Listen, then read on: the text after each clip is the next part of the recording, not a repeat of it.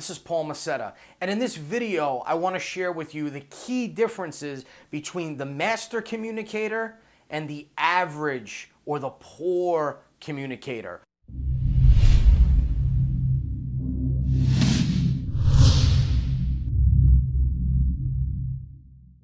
So, the first difference is that the master communicator owns the role of a master communicator and commits to the role of a master communicator.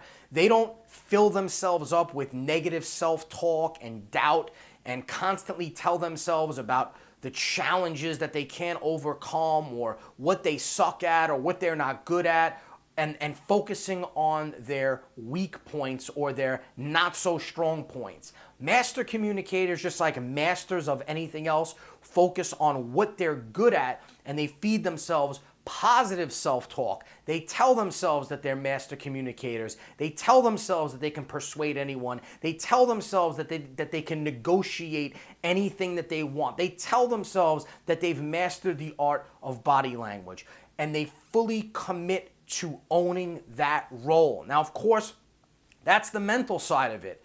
And the mental game is half the game. Then there's the physical game, actually doing the work, investing in yourself, training, doing research, immersing yourself in the art of communication, of influence and persuasion. But as long as you're doing that, as long as you're actually doing the work, you also have to own the role and commit to the role. The second thing that separates master communicators from average communicators is that master communicators leverage nature.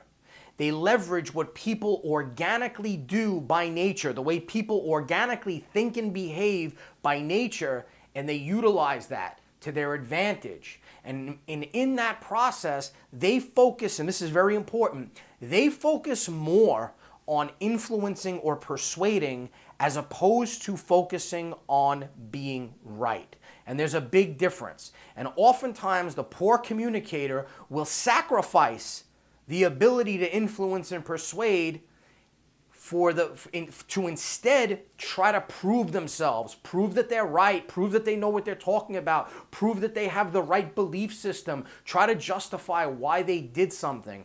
The master communicator doesn't focus so much on that. They focus on the result, which is actually influencing and persuading someone else.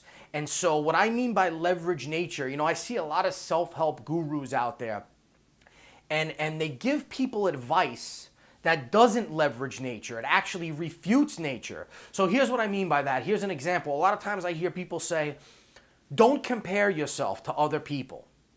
And that is really, in my opinion, faulty advice, or at the very least, it's incomplete advice. And here's what I mean by that. If you know anything about social psychology, there's a term called social comparison, which tells us that people organically are wired to compare themselves to other people. It's one of the ways that we measure ourselves, our success or our failures in a certain area. We compare our body types to other people. We compare our home sizes to other people, our income levels to other people, social statuses to other people. It's something that we do by nature. So telling someone not to do that isn't going to help them.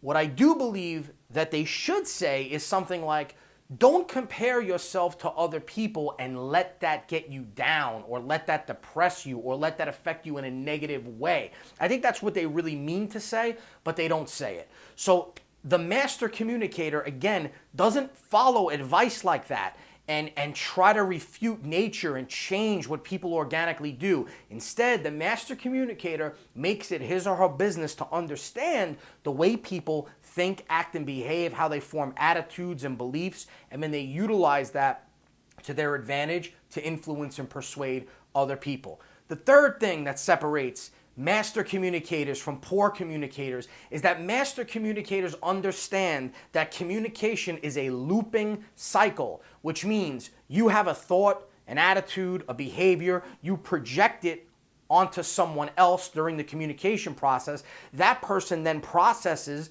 what the signals that, or the data that you send to them, and then they send signals back to you, and the cycle continues until the line of communication is closed.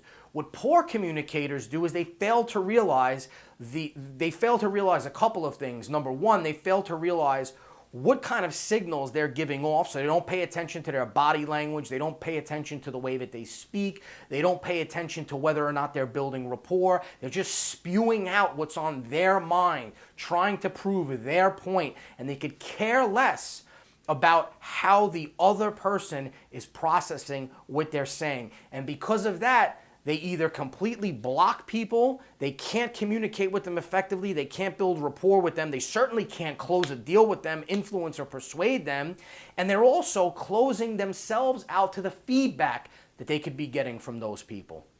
The fourth thing that separates master communicators from average or poor ones is that master communicators understand that the map is not the territory. And so what I mean by that is that the territory is the world that we actually live in. But each person has a different mental map of that territory. So just like an actual map, if you were looking at a map on your GPS system or if you were holding one in your hands, the actual map that you're looking at, it represents the territory and the land that you're looking at. But when you actually go to that physical location, that land is going to look a lot different than it does on the GPS or on the map. Well, that's the same rule applies to the way that people perceive the world. Each one of us has a different map of the actual territory. You know, they say if you put an apple in front of 20 people, each person would perceive that apple slightly differently. And an apple is something that's pretty objective. I mean, it's a piece of fruit, it's red, we know what it tastes like. An apple's an apple.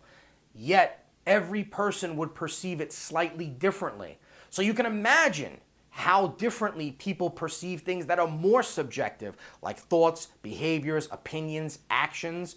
So everyone is going to perceive the territory using a different map. Master communicators understand this fact and they utilize it to their advantage. And the fifth thing that master communicators do differently than everyone else, listen closely, they accept the fact that the meaning of all communication is the response that it elicits. The meaning of all communication is the response that it elicits. So what that means is, and that circles back to the first rule, which is committing to the role, they take 100% responsibility for the outcome of every interaction that they have. They don't say, well, oh, I meant to say this, or the point that I was trying to get across was this, but this is actually what came out. They don't do that. They understand that regardless of what your intentions are, regardless of what you were thinking, when you communicate with someone else, the meaning of that communication is determined by how that person responds. And they are consciously aware of that and take 100% responsibility over the interaction with the other person. Now, you might be saying, well, I can't do that. I can't take 100% responsibility for the outcome of every communication situation that I have with someone. I can't control everything that happens. And it's not about control. It's just about avoiding the victim mentality of saying, I'm not responsible or it's not my fault. Because when you abandon that mentality, or I should say when you have that mentality, you relinquish all control and all power that you have. And you're going to have a problem accessing the resources in your mind that you've developed through the years of studying to become a master communicator. When you actually need the techniques and strategies and you're trying to call upon those resources in your mind, you're not going to have them because you relinquished control by not taking responsibility for the interaction. Now, if you enjoyed this video, be sure to check out influenceacademy.net.